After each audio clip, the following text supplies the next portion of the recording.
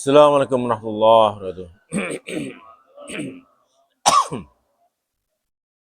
Bismillahirrahmanirrahim. Alhamdulillahirrahmanirrahim. Wassalamu ala asyrafil anbiya wal mursalin wa ala alihi wa ashabihi ajmain la haula wala quwwata illa billahil aliyyil azim. Kita mengkaji kitab As-Shahwah Islamiyah Bainal Ikhtilaf Al-Masyru' wa Tafarruq Al-Madmum. Karya Dr. Yusuf Al-Qadwi. Kebangkitan Islam antara pusaran perbedaan yang ditoleransi secara syar'i dan perpecahan yang tercela. Anwa'ul ikhtilafat wasbabha. Macam-macam perbedaan dan sebabnya. Jadi kita akan membahas tentang macam-macam perbedaan dan apa yang menjadi faktor pendorong terjadinya perbedaan. Al-ikhtilafat min haitsu asbabiha wa juduriha anwa'un. Bahwa al-ikhtilafat, perbedaan-perbedaan, min haitsu asbabiha, dari sisi sebabnya, wa juduriha, dan akarnya, itu anwa'un, ada macam-macam. Aqalluha naw'an, siapa gitu ya? Minimal ada dua macam. Al-awwal al-ikhtilaf asbab wa khuluqiyah. Ikhtilafat asbab wa khuluqiyah. Pertama adalah ragam perbedaan atau perbedaan yang muncul di mana sebabnya adalah faktornya faktor perilaku, karakter. Yang kedua, ikhtilafat asbab wa fikriyah. Ada perbedaan yang sebabnya adalah karena pemikiran. Amal ikhtilafat allati tarji'u ila asbabin akhlaqiyah. Adapun sebab perbedaan-perbedaan yang faktornya adalah bermuara pada sebab-sebab yang sifatnya perilaku, fahiya ma'rufatun lil ulama'i, maka itulah populer bagi para cendekiawan, wal murabbin, dan para murabbi, para pendidik. Alladzina, orang-orang yang tabaruna, yang telah merenungi dawawi fi'al ahdas wal mawaqif, yaitu faktor-faktor terjadinya peristiwa dan sikap, wala yaktafuna, dan mereka tidak mencukupkan diri, bin nadhari, dengan meneliti atau melihat, ila sutuhiha, kepada hal-hal yang sifatnya dangkal, duna ayyagusu, tanpa menyelami, fi a'maqiyah, pada kedalamannya. Wa min hadhi asbab, di antara sebab-sebab itu, perbedaan-perbedaan yang kembali pada karakteristik perilaku, di antara sebabnya adalah al-ghurur bin nafsi, terpedaya dengan dirinya, wal i'jabu bir ra'yi, dan merasa takjub dengan pendapat sendiri. Ya, sebab pertama adalah orang yang terpedaya merasa dirinya sudah paling top, pendapatnya paling tokcer, ya. Orang lain, pendapat orang lain sudah nggak layak diperhatikan, ya, sehingga kemudian orang seperti ini biasanya gampang ceklek, kalau dan sulit untuk diajak untuk bersatu, nggak bisa. Bahkan cenderung bisa jadi kalau ternyata satu grup, satu kelompok itu nggak sesuai, dia tidak akan mencari titik temu, tapi justru dia akan memisahkan diri. Ya, ini kalau orang sudah dikatakan al-ijab bin nafs, tidak menyisakan. Dia terlalu pede dengan pendapatnya, terlalu pede dengan dirinya, dan tidak menyisakan ruang untuk koreksi, perbaikan, dan menerima kebenaran dari pihak lain. ada ada satu peristiwa, ya, orang yang dianggap sebagai tokoh gara-gara musyawarah mengenai azan di desa, ya, karena dia mengusulkan bahwa yang azan mestinya adalah orang ini dinilai paling tepat orangnya daripada yang diusulkan orang lain. Akhirnya ternyata rapat tidak menampung apa menjadi usulannya. Diputuskan dalam rapat bahwa yang bagian azan adalah orang lain. Apa yang terjadi? Setelah itu dia mending gak jamaah di masjid itu. Akhirnya milih gak jamaah, sholat yang omah. Nah ini gara-gara musyawarah, ya, dia nggak siap bahwa forum musyawarah itu forum untuk siap diterima pendapatnya dan mungkin ditolak. Diterima 100% atau diterima 50%. Bahkan bisa ditolak 100%. Ya, dalam musyawarah. Tapi karena sudah terlalu pede dengan pendapatnya, merasa itu paling tepat, nggak ada ruang kebenaran buat orang lain, ya sudah. Gitu. Yang kedua, al-ba su'udzon bil ghair. Adanya su'udzon, ya, tuduhan yang buruk kepada orang lain. Wal musarah, dan tergesa-gesa ila tihamihi, untuk menuduhnya bi ghairi bayyinah, tanpa adanya bukti. Terlalu keburu-buru menuduh orang lain dengan tuduhan yang salah tanpa ada bukti. Ini juga masalah. Gara-gara ada isu bahwa ini langsung dicap ini bukan ahlu sunnah. Ini grupnya Wahabi. Grup ini grupnya teroris. Ya. Gara-gara gitu tanpa ada bukti apa-apa, ya langsung gara-gara ini senangnya jualan minyak wangi, nggak mau berobat, maunya bekam, ya celana cingkrang, langsung dituduh gitu. Karena ada kan, ya itu karena nanti dia juga akan tergabung dengan ini nanti yang di poin D itu. Jadi suudzon ini nanti juga kaitan dengan yang lain-lain. Kenapa kalau dia gampang suudzon itu kenapa itu juga ya biasanya yang begitu gara-gara memang wawasannya juga terbatas, ya biasanya wawasan terbatas, orang gampang suudzon. Ya. Ya kayak orang langsung menilai, sholatnya ora sah iki, ya. Orang gawe bismillah misalnya langsung. Karena kacili sholatnya pakai bismillah, ya. Nggak pernah dapat wawasan tentang bagaimana madhab-madhab yang lain. Sehingga begitu ada fenomena ketika orang sholat tanpa bismillah, langsung dikatakan sholatnya tidak benar ini. Nah, misalnya begitu.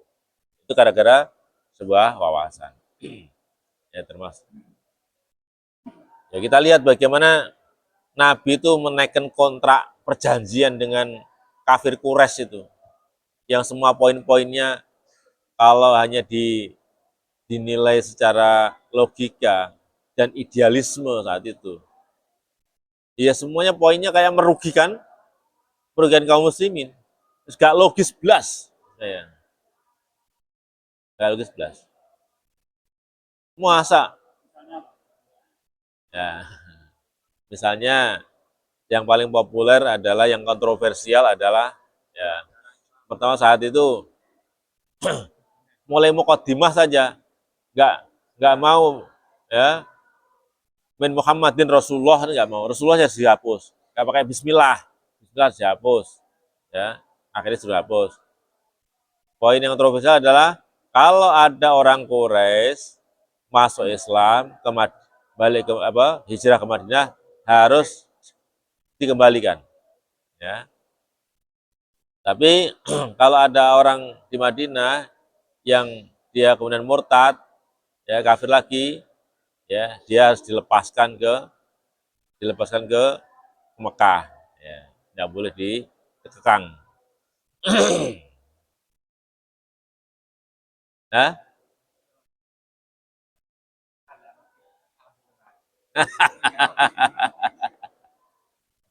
ya, in, ya, ini untuk memahami, ya minimal kita menyisakan, ya untuk. Nah ini kalau kita lihat misalnya Suriah, Suriah kan nggak punya apa-apa, senjata nggak punya, pesawat nggak punya, bombardir Israel. Ya, kalau nggak mengikat, ya damai dulu dalam waktu sejenak, dibom terus ya raiso, ya negaranya nggak akan pernah stabil. Sebentar aja nggak pernah akan bisa membangun. Ya, ibaratnya tinju itu, namanya tinju itu nggak harus mukul terus, ya, atau nggak harus kemudian mendekat, nggak harus mendekat terus. Kadang-kadang harus menghindar dulu sebentar, ya, untuk menyusun strategi. Ya. Main bola pun juga begitu kan. Main bola walaupun gawangnya depan, nendangnya nggak mesti ke depan terus, ya. Kadang bahkan ke belakang, kadang malah bolanya dikasihkan kepada kiper kita sendiri. Woi, kok mau bunuh diri, ya kadang-kadang orang melihat kok malah dibanding, kok malah ditendang ke kiper, ya, bukan bunuh diri, itu untuk bikin jeda mengatur strategi.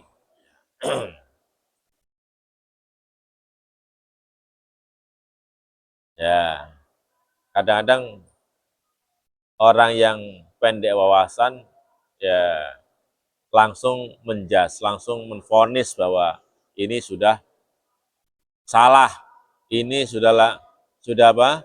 Sudah tidak lagi komitmen pada perjuangan dan sebagainya. Yang buru-buru untuk melakukan su'udzon, ya.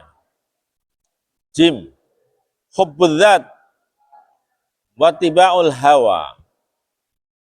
Yang ketiga adalah kecintaan pada pribadi, pada diri sendiri, ya.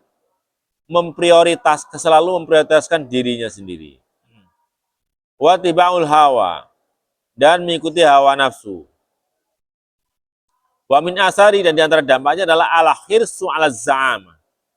Selalu sangat ambisius untuk menjadi yang terdepan atau memimpin, awis sodaroh atau yang terdepan, awil mansib atau jabatan. Ya. Ini sebab yang ketiga adalah selalu ingin memprioritaskan dirinya secara pribadi. Maka kemudian dia ingin dalam segala hal ingin yang terdepan. Nggak mau jadi makmum, pengen jadi imam terus. Ya. Dimanapun tempat, dimanapun momentum, ya selalu ingin paling menonjol. Dalam hal apapun, angkat tangan pertama. Siapa yang mau jadi ini, ada pemimpin grup ini, angkat pertama. Ya Allah, jadi sangat sangat ya, sangat pengen untuk, sangat tampak ambisius untuk menjadi yang terdepan. Apapun selalu angkat tangan pertama, dan nggak ada nilai-nilai ketawaduan memperhatikan orang lain, nggak ada. Dan ini juga menjadi banyak hal yang bisa timbul gara-gara kalau orang ya sudah punya ambisi, bisa bikin tim sukses, ya, bisa kemudian atau sulit untuk berkolaborasi dengan orang-orang lain yang punya potensi. Di ata'assub li aqwalis syas wal madhab wa tawaif. Ata'assub, sikap fanatik, li aqwal ashos, kepada pendapat seseorang, wal madhab atau madhab, awet tawaif atau kelompok. Ya, fanatisme pada pribadi. Betapa kita sering kita lihat ya, orang yang sampai sangat taksubnya pada orang itu. Ya. Sampai kemudian tempat duduknya saya diciumi. Bekas tempat duduk loh diciumi. Ya. Dan kemudian dalam mempertahankan pendapat juga begitu. Pokoknya kalau kiai ini atau kiai tokoh ini sudah bilang begini, sudah, gak usah banyak macam-macam. Dan itu diceramahkan. Ya, saya lihat ya Allah, ada ya gitu. Awal madhab atau madhab? Ya, ada juga orang yang taksub pada madhab. Banyak saya pikir, ya. Bahkan ada ya, berbagai ceramah selalu mengatakan bahwa kita ini kalau kita harus mempertahankan mengikuti ya lah kalau kali bagian besar adalah ahlus sunnah wal jamaah. Tapi kemudian terakhirnya tuh kita juga harus mempertahankan kita bermazhab mazhab tertentu.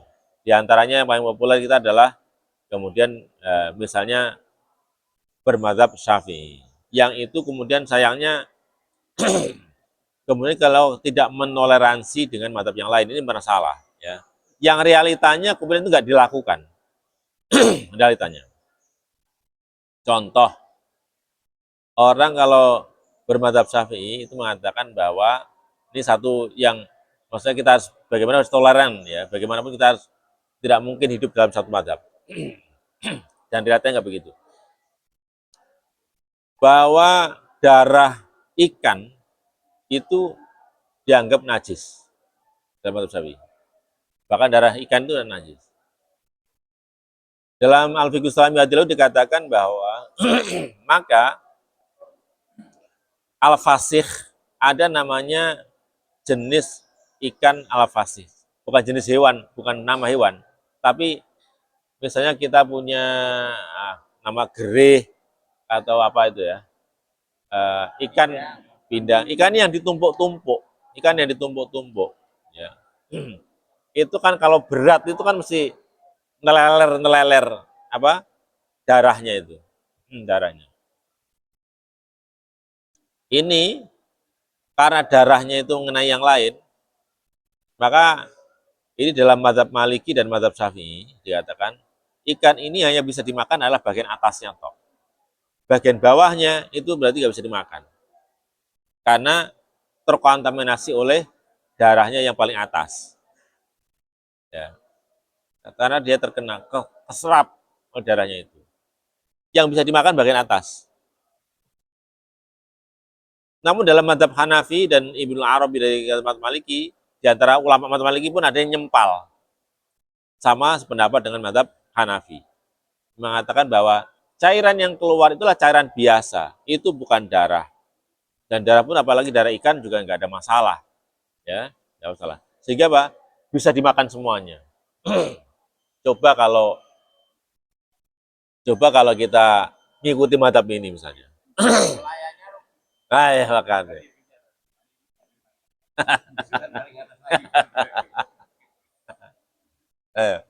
Ini kan bukti kan, mana sekarang orang daerah-daerah apa maritim yang mengikuti mazhab ini? Ya mana bisa? Ikannya begitu dapat apalagi yang apa itu yang bertonton itu. Ya mau saat itu toto dewe-dewe ini kan nggak mungkin. Apa tiap ikan diplastiki dewe? Nggak mungkin juga. Ya ini bukti sebenarnya kita tuh nggak mungkin hidup juga dalam satu mazhab. Maka menggelikan ketika orang sudah jadi ulama, kemudian hanya mempromosikan seakan-akan kalau yang benar adalah mazhab ini, yang rajih mazhab ini, yang lain kemudian harus ditinggalkan. Di Malaysia itu negara bagian yang paling toleran mazhab itu kan hanya satu itu, Kelantan. Ya yang muftinya ke sini itu ya. Yang lain kan sangat sangat Syafi'i ya. Ya, tapi ya. Tapi nggak tahu prakteknya kayak apa. Ada anu nggak? Ada apa? Eh, ada swalayan atau enggak ya kira-kira? Kalau ada swalayan berarti sudah keluar mazhab Syafi'i. Begitu ada swalayan berarti sudah keluar mazhab Syafi'i. Karena eh, mazhab Syafi'i mewajibkan adanya siroh, adanya omongan penjual membeli, itu harus ada omongan. Nggak boleh diem-diem titit bayar ini Pak, nggak bisa. Harus, apalagi kalau ada apa namanya, apa itu loh, lemari yang ada minuman-minuman, kita masukkan uang 5.000, apa jenis stokis ya, Hah? Iya itu apalagi itu nggak enak wonge, ya jelas mau wonge ngomong kono ora jawab ya padahal sintu ngomong kono ora jawab. Padahal sih itu wajibkan dua pihak, ya, antara al-bai' wal mustari, pembeli dan penjual. Lain mesin kui, itu berarti sudah keluar mazhab itu. Ya sesuai. Nah, ta'assub itu kadang-kadang jadi lucu. Baik, demikian semoga bermanfaat kita teruskan pada Assalamualaikum warahmatullahi wabarakatuh.